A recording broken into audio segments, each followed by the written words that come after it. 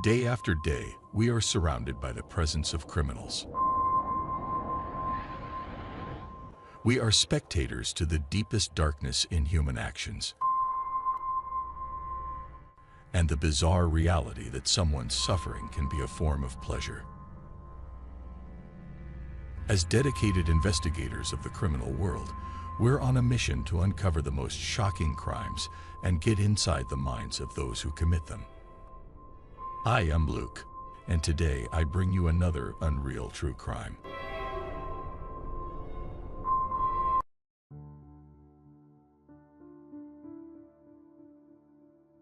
The case of Marianne Bachmeier.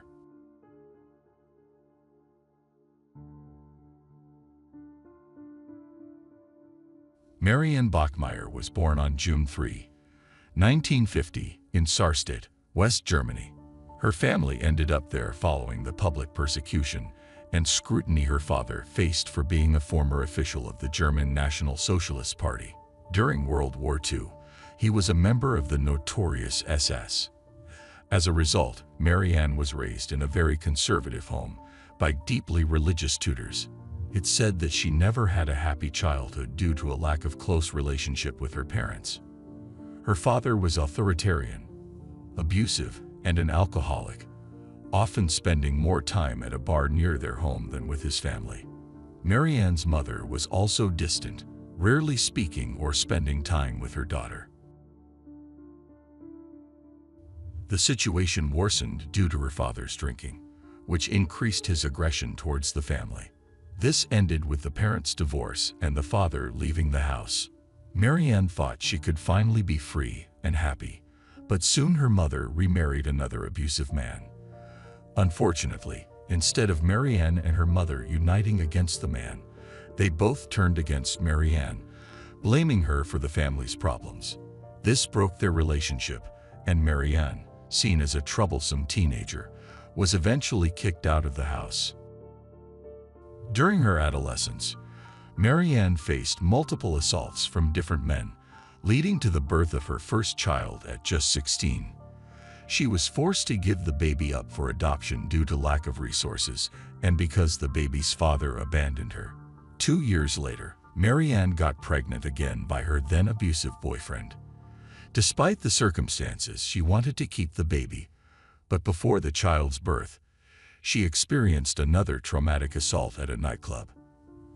Her boyfriend left her, and she gave up this second child for adoption as well. Later, Marianne dropped out of school and sought work to support herself. She started working at a bar named Tipasa, where she met the manager, and after some time, they became a couple. At 22, she became pregnant with her third child and felt ready to raise the baby with some resources and a home. However, her then boyfriend disagreed with her decision, ending their relationship. Marianne, firm in her choice, decided to raise her daughter Anna alone, despite her parents' demands to give her up for adoption like her previous children. After Anna's birth, Marianne vowed to be a good mother and underwent a tubal ligation, a common practice at the time to prevent overpopulation. Marianne and Anna lived together in Lübeck, Germany, and despite challenges, they made it through. Indeed, Marianne was happy because her daughter was the only person in her life who did not intend to harm her, unlike her parents or ex-partners. However, raising Anna alone meant Marianne had to take her to work at the bar, so she could only attend to her daughter during her few breaks. Years later, people close to Marianne would say that she treated Anna like a little adult and expected her to take care of many things on her own from a young age. Anna often slept in the bar while Marianne was working, and a friend described Anna as a very vibrant and creative child who unfortunately never had a pleasant family life, as she only occasionally saw her father at the bar. Some stories also mention that Marianne worked late into the night and then slept all day, leaving her 7-year-old daughter alone for much of the day. Anna used this time to play around the neighborhood alone, greeting people and playing with their pets. It was even mentioned that Marianne was aware of her problematic lifestyle and sometimes contemplated the idea of giving Anna up for adoption. This leads us to May 5, 1980, where it is unclear exactly what happened that morning between Anna and Marianne. Some say they argued because Anna woke up in a bad mood and stubbornly did not want to go to school but wanted to play in the park, which Marianne did not allow.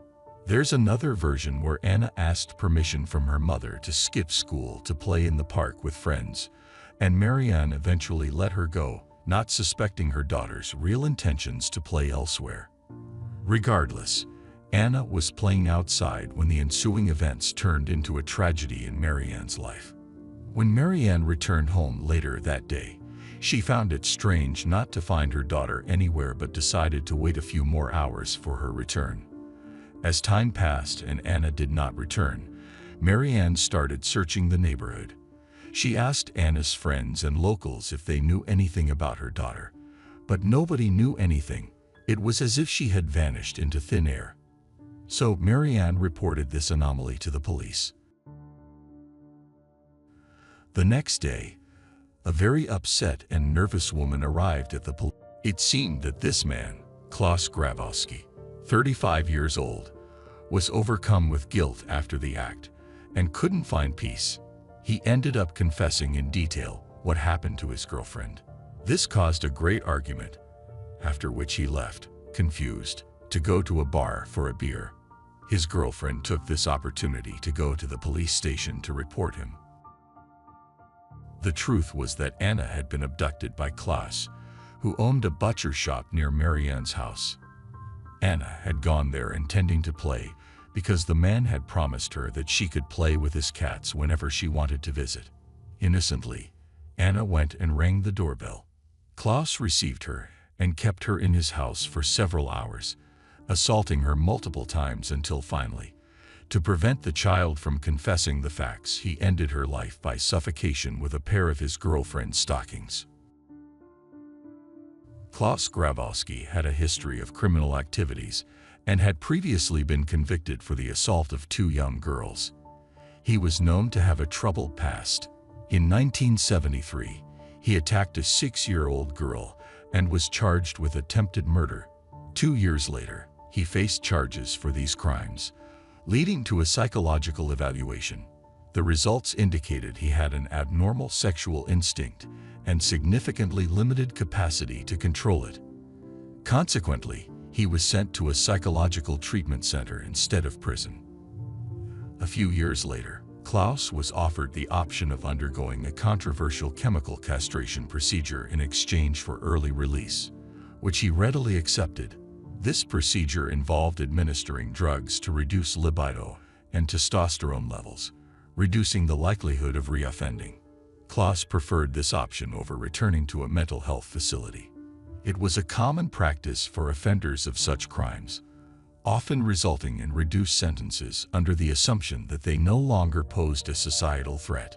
Despite the reversibility of this procedure, Klaus was released soon after undergoing it, without subsequent psychological evaluations. 2 years later, he underwent hormonal treatment to reverse the chemical castration, increasing his testosterone levels. This treatment was approved by the court under the pretext that he wanted to start a family with his girlfriend and lead a normal life, thus misleading everyone about his true nature. On the day of the incident, authorities quickly headed to Klaus's residence, but couldn't find him.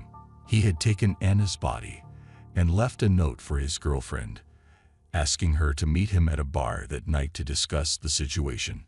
The police took this opportunity to wait for Klaus at the bar and arrested him upon his arrival. After his arrest, Klaus claimed he had no intention of inappropriately touching Anna. He despicably defended himself by alleging that the child tried to seduce and extort him, and fear of returning to jail drove him to end her life. He claimed Anna had threatened to tell her mother he had inappropriately touched her, a claim he insisted was false and made with the intent to extort money from him. Klaus revealed he had hidden the body in a cardboard box near a canal. When the police informed Marianne about her daughter's whereabouts and tragic demise, she was devastated. However, the trial brought further anguish. Marianne was forced to hear testimonies and descriptions about her life and Anna's, suggesting that Anna was practically raised on the streets and that such an incident was inevitable due to Marianne's negligence as a bar waitress who worked late nights and neglected her daughter. This left Marianne heartbroken and furious, particularly tormented by the possibility that Anna's killer might not receive the maximum penalty due to potential claims of mental health issues, which could allow him to avoid prison. Consequently, Marianne silently began to devise a plan to avenge her daughter's death, regardless of the consequences. During the trial, Klaus Grabowski repeatedly claimed that Anna had seduced and extorted him for money, insisting that his actions were driven by the fear of returning to jail. His defense also centered around the idea that the hormonal treatment he was undergoing significantly affected him and led to violent outbursts. Frustrated and injured by these lies, Marianne decided to buy a gun and secretly practice shooting. Every time Marianne attended the trial, her displeasure was evident, especially when she heard statements that defamed her 7-year-old daughter. At one point, she expressed clear anger, unable to bear listening to Klaus and his lawyer's fabrications. However, the trial took a dramatic turn on its third day, March 6, 1981. Marianne arrived at the courtroom later than usual, entering with an expressionless face. She walked with an upright posture, her hands in the pockets of her white coat. Unbeknownst to others, she had managed to bypass the strict security measures of the judicial establishment with a pistol in her pocket. As the judge and others in the courtroom carried on with the proceedings, Klaus, with his back to Marianne, faced the judge. At this moment, Marianne stood still, her nerves palpable. She seized the opportunity to act when Klaus stood up to give his statement. Marianne pulled out the pistol and fired 7 shots, 6 of which struck Klaus, causing him to collapse. The precision of her shots was noted by many. Marianne remained expressionless throughout, slightly moving her lips as she fired. She made no attempt to flee and did not resist when the courtroom security detained her. Marianne was heard saying, "That pig killed my daughter. He shot her in the face, but I shot him in the back. I hope he's dead."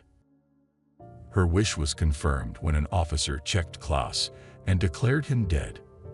Upon hearing this, a look of relief crossed Marianne's face, contrasting her previous expressions.